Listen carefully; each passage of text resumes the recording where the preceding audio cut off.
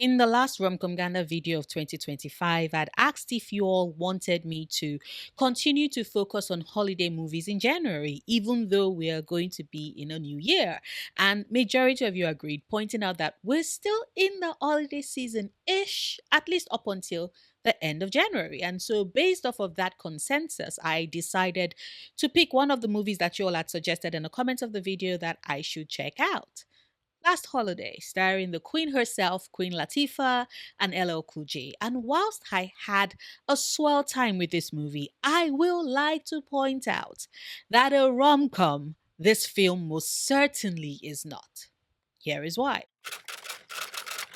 Of course, before I get into all of that, a happy new year to everyone watching. Here is hoping that 2026 is kind to the lot of us, that we get to find pockets of joy amidst a world that is so desperate to break us and take that away from us. I do think that a movie like Last Holiday is a great pick for the start of the year, for me at least, for Romcom Ganda Tuesday, which, for those who might just be finding my channel or are new to this series on said channel, Romcom Ganda Tuesday is a video series where I do a first time watch or a rewatch of rom-coms from the late 80s to the early 2000s and 10s, just to see how well they hold up, especially with regards to things that younger me might have missed back when they initially dropped. What can I glean from my more adult and slightly critical eye? As always, I'm totally down for recommendations and suggestions from you. So if you're watching this and there's a rom-com you want me to add to the pot or pile, please drop them in the comments. But first, check out my Romcom Ganda playlist to see if I have already covered the movie you're about to request for. I will leave the link to the playlist in the description bar so you can check it out. Please note that I have a style for these videos with my intro, then the synopsis, and finally my thoughts on the movie at the end. I do put in timestamps so you can navigate this video as you so choose. But before I get into the synopsis part of the video, however, I will like to say a quick thank you to my lovely patrons and YouTube members whose support have been instrumental in helping me continue to make content, especially since I started doing this full time at the start of last year, which was the last time I was in paid employment. And a special shout out to Lena and Holly for their extra support. You get all the hearts and kisses too. Mwah. If you too would like to support me on Patreon or become a YouTube member to enjoy certain perks, even get a shout out, the link to do so is in the description bar. And with that said, Last Holiday starts off by introducing us to the character of Georgia Bird, who is played by Queen Latifah. Georgia, as we meet her, is pretty quiet. She's soft spoken and works at the cookware department at a large department store chain called Kragen's. Her days are spent at work at her church choir, where she tends to fade into the background to the point that her choir director often has to urge her to sing louder, or she's at home where she spends her evenings cooking delectable meals, all of which she passes on to her neighbor Darius, a young boy who looks out for her car when she's not around and eats all the fancy meals she cooks because Georgia is on a diet of sorts. We establish that she has a scrapbook of possibilities filled with all the dreams that she wishes she could pursue, but never does anything about, and included in her scrapbook is a picture of her co-worker Sean Williams, played by LL Cool J, in wedding photos that lets us know that Georgia is down bad for this man. Now, at her work, we get the hint that her interest isn't one sided, as Sean clearly likes her too, but just like her, he isn't taking any initiative. The one time that he does, however, when he smells her cooking in her part of the store, remember she works in the cookware department, he tries working up the courage to ask her out on a date, but before he can do so, Georgia accidentally bumps her head and is knocked out flat. Sean then carries her to the store's health center where the doctor on duty, Dr. Gupta, convinces their penny pinching manager, Mr. Damien, to let him run a CT scan on Georgia just for them to be safe and sure that there are no complications that arose from her bumping her head. The CT scan, however, ends up revealing that Georgia has Lampington disease, and the lesions caused as a result of it have spread to the point that it's now terminal for her, and she only has 3 to 4 weeks to live if she doesn't get treatment immediately. Georgia is referred to the HMO representative to see if her plan can cover her surgery, but she's shut down by said representative because, as we know, the ton of health insurance firms are all pieces of shit, really. And considering that Georgia doesn't have enough money to pay for the surgery out of pocket, she decides that rather than waste the remaining time that she has feeling sorry for herself, she would instead take matters into her own hands. So she quits her job, bids farewell to Sean, who finally got around to asking her out on a date for a game that's months away, which Georgia unfortunately has to turn him down on as she doesn't believe that she would be alive that long. Of course, Sean doesn't know the exact reason since she doesn't actually give him any reason for why she's telling him no. Anyway, Georgia walks away, liquidates all her assets, and sets off on her dream vacation at the Grand Hotel Pop in the city of Karlovy Vary. Determined to enjoy this last weeks of her life, Georgia sets about doing just that. She pays for a first class ticket to bring her to Kalovivari so she doesn't have to deal with the inconvenience of the small legroom in economy. She flies by helicopter so she doesn't have to waste her precious time waiting on the cars to pick her up at the terminal. She makes the decision to take the presidential suite costing $4,000 a night and enjoys all the perks that comes with it, from the spa facilities to learning how to snowboard to going base jumping to enjoying and savoring every bit of the meals made by world-renowned chef Didier, who is absolutely delighted at her enjoyment of foods and how, unlike the other patrons, she doesn't cut out everything meaningful from the dish for the sake of some restrictive dieting. Georgia also overhauls her entire wardrobe. She wins big at the casinos for the first time in her life and impresses both the hotel staff with how she stands up for them and some of the hotel guests, including her own state senator, Senator Dillons, and Congressman Stewart, who all find her charming and charismatic. Of the group, however, Matthew Cragen of the Cragen department stores that she used to work at is not impressed by Georgia and is in fact very suspicious of her as he believes she's a psyop sent by one of his competitors. Matthew is at the Grand Hotel Pop with his mistress and assistant Alison Burns, who ends up being just as taken by and intrigued by Georgia, and Matthew Cragen finds himself the lone person in their group who doesn't like her. He is, however, not the only person who doesn't really like Georgia, as Miss Gunther, the hotel staff who serves the guests on the presidential suite wing, is highly suspicious of her as well. And to that end, Matthew offers Miss Gunther money for her to snoop through Georgia's things and discover her secrets. Miss Gunther does just that and learns that Georgia works for Matthew's store as a sales clerk. But she also finds the letter that Georgia had written to be sent to her family, where she admits to her diagnosis and gives instructions on how she wants her burial to be handled. And that helps her realize what is behind Georgia's insistence on trying out everything that the hotel has to offer, which she had initially written off as Georgia being a stereotypical guest flaunting her wealth. But now she understands that it's a dying woman trying to experience as much as she can before her body fails her. It's sad Miss Gunther becomes the first person in Georgia's life to be aware of her diagnosis and comforts Georgia when she returns to her room. She also points out to her that instead of wasting the little time she has left in a place with people she doesn't actually like, she believes that Georgia should instead spend it with those she loves. Georgia, realizing that that is excellent advice, makes plans to immediately return home to Sean, unaware at this point that Sean had traced down Dr. Gupta and forced him to spill the truth about Georgia's diagnosis, realizing that Georgia doesn't have that long to live and the time he could possibly have with her is short. Sean quits his job as well and gets on a plane to go be with her. And the two of them are on the verge of missing each other as Georgia was headed to the airport to go back home to be with Sean, whilst Sean was headed to the hotel to be with her.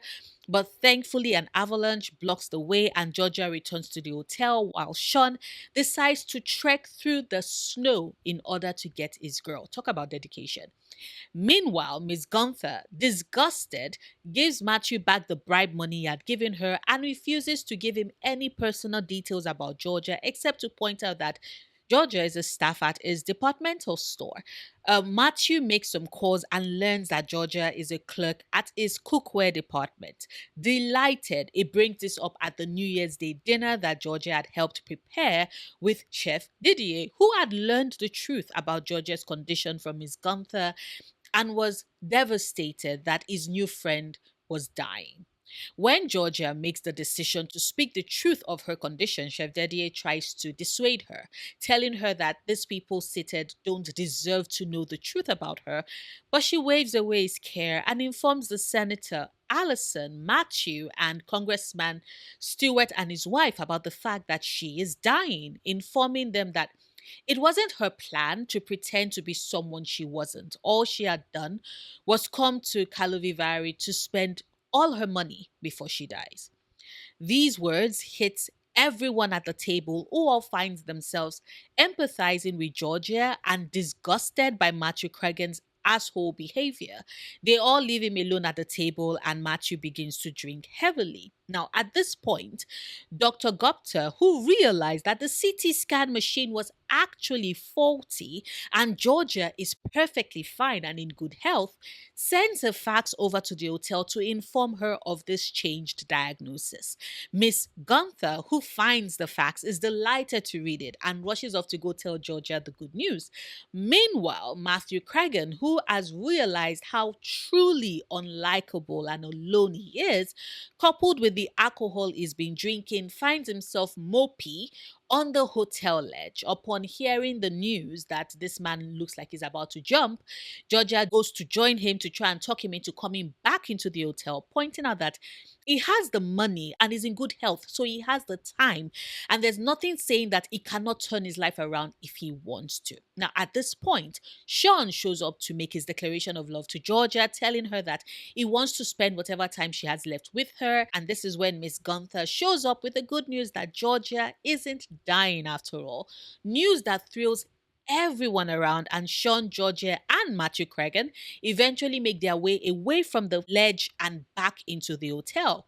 We then fast forward to the future. Georgia and Sean are back in New Orleans and have opened a bistro together like Georgia has always wanted. Her opening day has the bigwigs of a city, including Chef Didier and Emiro Lagasse, the chef whose cooking show Georgia religiously followed in teaching herself how to make gourmet meals. It's a great fun time for everyone, and the end credits reveal where all the characters end up having pursued their dreams, except for Mr. Damien, who got hit by a bus, was distracted on his phone, as is his usual MO. The end. Like I said at the start of the video, Last Holiday to me doesn't fit into the rom-com profile. Now, this is not to say that I did not absolutely swoon at LL Cool J's fine ass every time he popped up on my screen, or that I did not think it was so sweet the way he made the decision to trek through snow, also that he can have the chance to tell Georgia before it is too late that whether what he gets with her is 5 minutes or 50 years, he will love her all the same. Like, that is peak romance declaration right there. Then the kiss and him being present when her possibilities have become her reality and she runs her own bistro restaurant at the end. Like, all of that is romantic. I'm not arguing with that. So I'm sure you're thinking, Noria, come on. If you found bits of it romantic and there was endless comedy in the film as well, why on earth would you make the claim that Last Holiday is not a romantic comedy? Well, it's because fundamentally the movie at its core is about encouraging the audience to seize the day and live every day like we're about to die, like it is our last. All of which is incredible messaging, mind you. And why Lost Holiday, just like The Holiday with Cameron Diaz and Kate Winslet, is joining my small list of holiday movies I absolutely must watch when that time of the year rolls around. But whereas The Holiday is going to join my quintessential Christmas Day movie marathon list, Last Holiday, on the other hand, is joining my New Year movie marathon list because the core fundamental messaging of the film is one I want to take into the new year. And considering this is the first Romcom Ghana video for 2026, it's definitely a message I think we should all hold on to this year. So let's all agree collectively to laugh more, love more, see the world, and not be so afraid. They are words I am going to guard and hold on to tightly because, God, sometimes life gets to be a lot and we tend to forget that, don't we? That life is meant for living in whatever way in which we can. It's an inspirational and remarkable film. What it isn't, however, is a rom com, because with a rom com, there's usually a fair balance between the romance part of the movie and the comedy part of the movie. Ultimately, at the heart of a rom com, we get to see the relationship, the romance between the couple on which it is centered, develop and grow on screen amidst the hijinks that come with a comedy that is attached to the genre. We don't get that with Last Holiday. Sean Williams as a character is someone who, from the jump, we get to see that whilst Georgia has a crush on him and thinks it's unrequited, from the very beginning when she's at work and his friend is teasing him, we can tell that Sean likes her too and likes her so much that his friend and colleague is very aware of it. I mean, he shows up to taste her cooking because Georgia is that good, but also because we can see from the visual cues and the way he's around her in that scene prior to her accidentally hitting her head and getting that injury that he is there to flirt and to work his way towards asking her out because he likes her. And that is brilliant. That is great. That is a great starting setup to a rom com. But then Georgia gets her diagnosis and a new lease on life or death. And while she wants to so desperately be able to live long enough to go to a live game with Sean, which she clearly interprets as him asking her out on a date, she holds back and rejects it because she's convinced that she's dying and the game is too far into the future for her to be alive by then. Remember, she's working with a 3 to 4 weeks timeline before her time is up, and the game is months into the future. It is at this point, however, that the film for me loses the bits of its rom com, the rom part of the rom com element, because Georgia walks away from Sean and travels to Carlo Vivari, where for almost an hour and a half of screen time, she's more involved with the actual themes of the story and what Last Holiday is about, which isn't necessarily about finding love or falling in love, but more about gaining a new lease in life. The love slash romance part of the film is just the addition to it, but the central core of the film is so amazing that for me, it stands well on its own. Do you know how and why I can say that this film is not a rom com? If you remove the bits with LL Cool J's Sean Williams, if we have him be a character that is just a friend or someone that Georgia barely knows, Last Holiday as a movie would still stand on its own. It would still make us laugh and cry and reflect and would still be the perfect holiday movie to welcome in the new year with. It would exist as a complete piece of work without the romance. And so that is why I categorically make the claim that it isn't a rom com. What it is instead is a chick flick about getting a new lease on life, and that works just as incredibly well. I mean, let us be real. The messaging for this film is bloody brilliant, and we see it reflected not only in the character of Georgia Bird, but in practically every single character, major and minor, that we get to meet in the film, from Georgia to Sean to Alison Burns to Miss Gunther to Dr. Gupta to Senator Dillons, hell, to even Matthew Cragen himself. And with each of these characters, what their second lease on life looks like is so different, but also so essential to a varied human experience. Like with Georgia, she comes to the realization that she cannot continue to live her life on pause, keeping herself from enjoying all that life has to offer, all for the sake of saving it for some future that isn't guaranteed to her, a future that so far she's been scared to pursue. Because that is something that we're meant to be able to read between the lines in this film, that Georgia's fear and her having sat in the comfort of normalcy of life passing her by while she doesn't rock the boat and instead keeps her mouth shut and keeps her head down and just works and works without thinking about how she's going to even enjoy the fruits of her labor, the effort she's put in, is one that resonates with us collectively as humans. It takes her receiving the false diagnosis for her system to receive the jolt as she realizes that so much of her life that she's put on pause, so much of her dreams that she's let pass her by, it's not something that she wants to continue with. And It's sad, but also such a human experience that it's the thought of her death that makes her decide how desperately she wants to live. And so she does just that, takes out her money, checks into the hotel she's always wanted to visit, one with a chef she's always admired, whose food she has always wanted to taste. And it's in her love for that, in how vibrant she takes in everything, how well she chooses to live in the moment, that she effortlessly inspires those around her. I will never be able to get over something as simple as Georgia looking up at the ceilings in the hotel lobby and asking the concierge if looking at the ceiling had ever made her want to cry. A sentiment that the girl has no idea what on earth Georgia means and why she would spend her time even looking up at the hotel ceiling until we get to the end. And this girl is doing just that. And becomes a lesson for her to take a moment from the harried nature of her job to just taking the beauty around her that she had previously taken for granted until Georgia opened her eyes to it.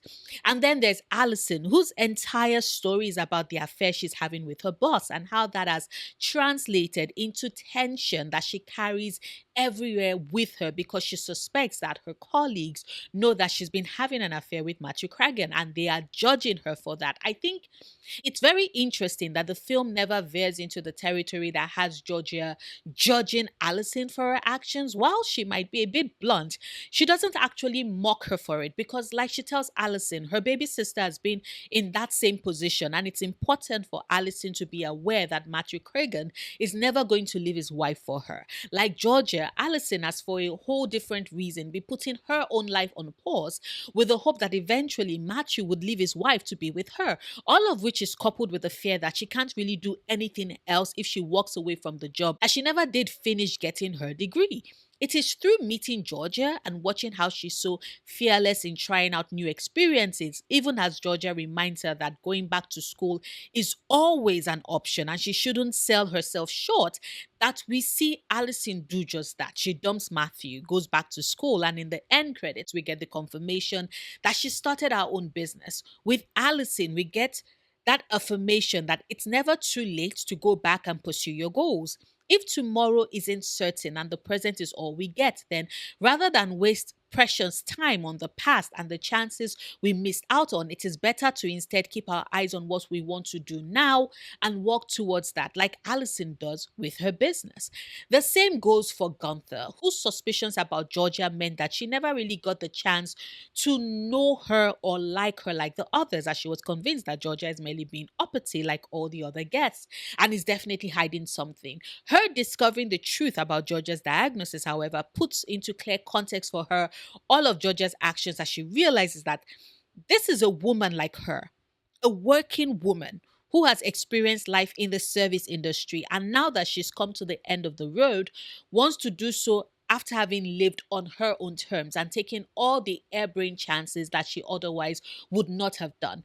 I particularly love that it's Gunther that got the facts and delivered the news to Georgia that she isn't dying after all. And it's also a nice touch that she got to walk away from the service industry herself. I mean, it is clear that she doesn't actually like her job. The only part of it that she enjoys is the snooping part. And I like to imagine that Georgia's "you don't know if you will get to see tomorrow" philosophy is what had Gunther walking away from the hotel that she sunk in years of experience into to rise to the point where she's attending to the guests on the presidential suite. Trust me, that takes a lot of effort, and instead starts her own detective agency where she can put her snooping to such good use. I love it because it's a very scary thought to give up a career that you sank your entire life into, one that you've risen through the ranks well enough to have some influence with what you do.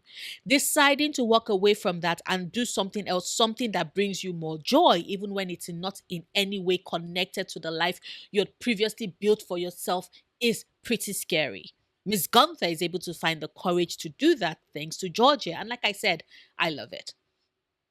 Now, I know we didn't get any bit on Senator Dillons in the credits, but I like to think that through Georgia's conversations with him about how he's losing out on directly impacting his community with all the time he spends in Washington in the pockets of asshole donors who don't deserve his time, I like to imagine that that is something that resonates with him, that gets him to take a more active interest in what is happening in his community. I mean, I like to imagine that the mayor showing up to Georgia's restaurant opening probably had some of Senator Dillon's handiwork in there. And then there's Dr. Gupta, who decides to quit his job as the in house medical officer at Kragan's store and become a monk in the Himalayas.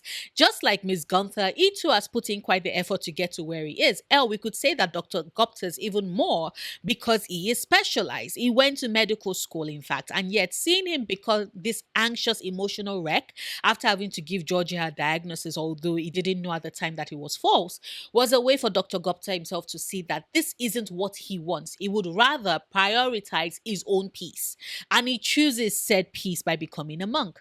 Of course, this peace doesn't last long for him because here comes Matthew Cragen, who, after his wife left him and took half his wealth and the SEC took the other, decided to take Georgia up on the advice she had given him about how his greed for excess wealth is making him unlovable and miserable, and gave it all up to become a monk, serving under Dr. Gupta.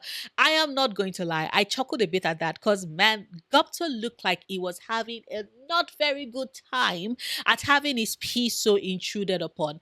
But Matthew Cragen looked like he was at his most happiest and at peace. Proof that you can always start over. And then there's Sean, who, like I said, we don't get to see a lot of in the movie, hence why I don't consider it a rom-com. But the bits we did see of him, it's his knowledge about Georgia's diagnosis that is his impetus to give up a job he doesn't actually enjoy being at and make the decision to fly all the way to get his girl and spend what little time she has left with her, because he too has realized that life really is too short. And mind you, my man is terrified of flying by air and literally kisses the airport tarmac when they land safely. But we see that he has zero regrets. As to him, the one thing he would regret is if he never got the chance to tell Georgia how he felt. And that is just so good to me. Like I've said several times in this video, I really, really love and enjoy this movie. I had a great and fantastic time with it. Thanks to everyone who nominated me to watch this, but a rom-com last holiday most certainly is not. And I'm okay with that. Also, quick side note, anyone else finished that movie thinking that Georgia should totally have sued Cragen's store for their health center giving her a false diagnosis? Because that could have ended pretty badly for her if she had taken another way. Plus, I'm sure she needs to recoup some of the money she had blown when she was convinced she had no time left and had all that money to spend. And starting a restaurant wouldn't have been cheap. Like, come on, I cannot be the only one with this thought, right? But anyway, these are just my thoughts. I would, as always, love to hear yours. Whether or not you agree with me, please share them in the comments. Like this video, however, if you've watched this far and haven't done so yet, but enjoyed anything of what I had to say, share it so others can find my channel as well. Or you can check out my gaming or ASMR channels if they sound like something you might potentially be interested in. I have them both linked in the description bar. I will see you tomorrow with a new video. Until then, do remember, obsessing over the things you love, perfectly valid coping mechanism.